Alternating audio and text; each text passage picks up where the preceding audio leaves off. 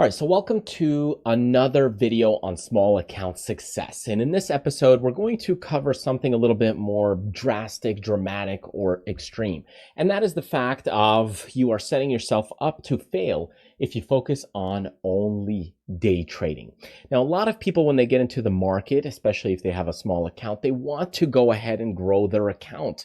And they're trying to approach it through day trading. And I can tell you this is not quite the right approach. How do I know? I've tried it. I've done it before, and it's not something that you really want to focus on. And I'll give you some points and tips on why that's the case. Just out of all the different accounts I've seen, out of all the coachings I've done over the years, because I handle a lot of different people's financials and money and look at different accounts.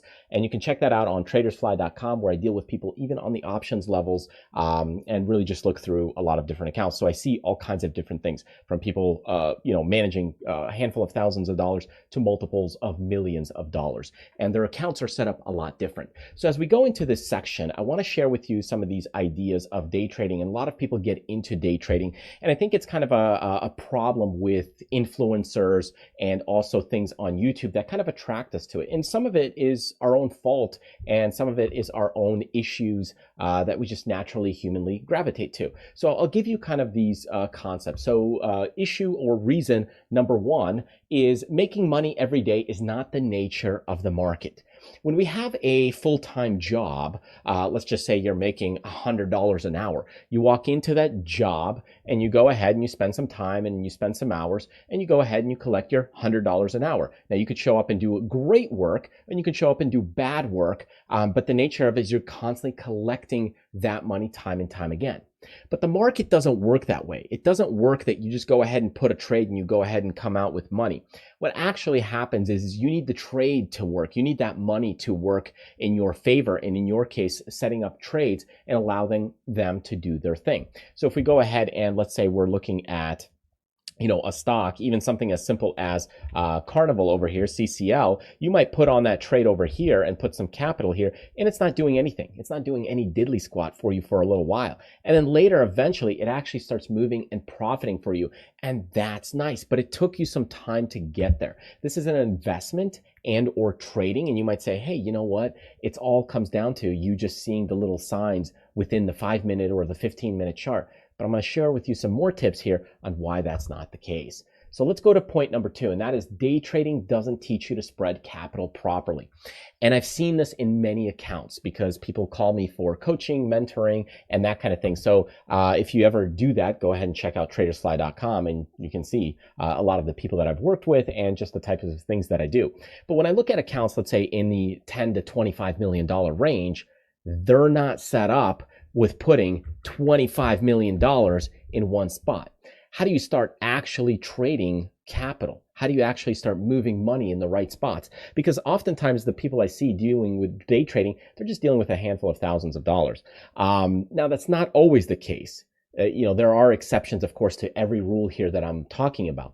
But what I'm saying is that if you're dealing with, let's say, a $10 million account, would you put $10 million in one single position or one stock or one, let's say, option trade for if it goes against you and if it goes wrong? Like, let's say here we take AMC and you put your $20 million right here, and this stock is now going down and now it's cut by about, half. Now you're down to 10 million. Would you really do that? And most people would say, no, I actually wouldn't. So when you start thinking about it in laws of large numbers, people aren't scared to do that with $5,000 or $10,000. But once you got a large sum of money, it's actually more difficult to really concentrate your risk in one spot. And that's what day trading really does, is it concentrates your risk in that zone. And when you really think about it, it doesn't teach you how to properly spread money and capital. Because what you really need to do is spread that money and capital in different zones, in different spots. So if you look at just kind of this account, this is just my paper account that I deal with when I work with coaching students, and I work one-on-one and I put on different trades. But we've got positions on Target, Shopify, Google, NVIDIA, ExxonMobil, Hood, CCL, CRM, Lowe's, Moderna. Some of those are short, by the way. Disney, NVIDIA, Carnival, PayPal, Apple. So there's positions scattered all over the place in different zones. And that's actually what you want. So let's look at point number 3 here for a minute, and that is day trading creates bad habits, such as chasing. So let's say you go in and you have a position where all of a sudden maybe you lost $1,000 for that day. Okay, well, what's going to end up happening is you're saying, well, I got to make it back, and now I'm going to chase that stock. So now you're going to try to make that up and say, I want to make $1,000. But the problem is you don't make $1,000. Now you lose another $500. So now you're down $1,500 for the day. And then you chase again. Now you try to make another $1,000 or $1,500 back. You lose another $500 or so. So now you're down maybe $2,000 for the day, when in fact you would have just lost $1,000. So it creates this bad habit concept of, like, let's say chasing or looking at the screen and not focusing on other things, how to properly spread out money. You're just looking for a quick gain, which really leads me to kind of another point here, and that is it has a lot of emotional stress. So what's going to happen is if you're starting to lose, you're going to have this other emotional stress that goes with it. And that creates a huge problem, because now you're going in, you're saying, you know what? I got to make it back. I got to make it back. Or I'm chasing. And if you ever had that feeling, that's what it's going to do to you. And that's a bit of a problem. You're not trading at peace. And when you're not trading at peace, you're not able to actually accept and capture what's actually going to come to you. So when you have that stress, you're actually trying to do trading probably to make your life easier, aren't you? As you grow and get older and get to retirement, or maybe you're in retirement, or as you're doing this, don't you want your life to be easier, not more difficult? So in that case, why are you actually making your life more complex or complicated? Instead, you'd want to make it more simple, wouldn't you? So day trading has a lot of that emotional stress where you can't even leave the computer. You have to stay at that computer and watch the chart, watch the trade, know when to get in, when to get out. Yeah, it's easy because of the signals or the indicators and all this stuff. You could say that, but that's not the case. You still got to be there to pull the trigger. So that's the thing. And that creates a lot of time commitment. And that's huge time commitment when it comes to day trading. It's not just 5 minutes here or there. You might have seen videos, I just trade 5 minutes a day or 7 minutes a day. But the fact is you're analyzing charts at night. You're nonstop looking at which positions to get in and out. So it does take a lot of time commitment. Whereas if you go ahead and do something more like a repeatable strategy, like if you take a look at some of the option trades that I do, I know you might not be at that level because this is kind of like a beginner video, but take a look at those. It's much more different. It's much more peaceful. You could actually go ahead and look at setting up a trade. Here I have one on Bank of America, or we could do one on Nvidia has been a popular one. We could set up a spread where we're selling, let's say, vertical options against that position. And we could go in, and the current price is 424. By the time you're watching this video, it might be a month later. But we could sell a spread that's a little bit further out. And if that stock goes higher, you profit. If it goes sideways, you profit. If it pulls back a little, you profit. You make $53 on 447. You might say, that's not a lot of money, but that's about 10% on the risk you have, on the risk at hand you have. And the stock doesn't even have to move. It can actually go slightly against you and you still profit. Whereas with a day trade, if you're just actually dealing with the actual live shares, you actually have to have it move, and it has to move in your favor. In this case, it could actually pull against me. And let's say I go ahead and pull on, maybe like $5,000 worth, because that's what some people do. You're making $500, $500, 10%. And it could still just go slightly against you and you still profit that amount. So what happens is this white line gets closer to the green line, which is expiration.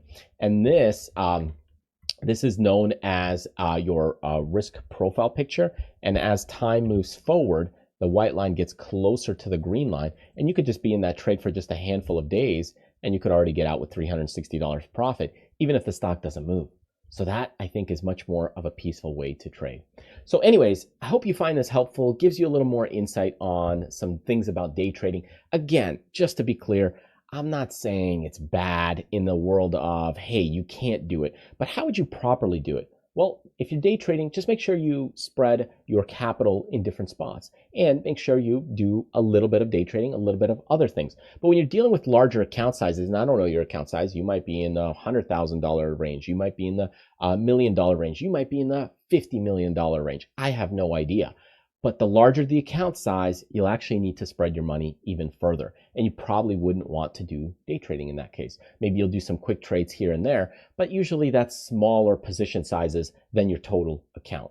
In other words, you wouldn't put everything in a single one-day trade, would you? So that's like putting all your money into one let's say, card game and or a card hand and hoping that it wins. So anyways, I hope you find that helpful. Just gives you some insight. But remember, it just, hey, comes down to your personal level abilities and learning to do good habits of spreading your money out, because trading on its own is not like a regular job that you walk in and day out and collect money. You have to allow that money to sit, do its thing, let it work, and then eventually you'll profit from it doing the right things and the right habits and managing those trades properly. But you never know which trade will actually be a winner or a loser. Anyways, thanks for joining me, and I will see you in the next video. Take care.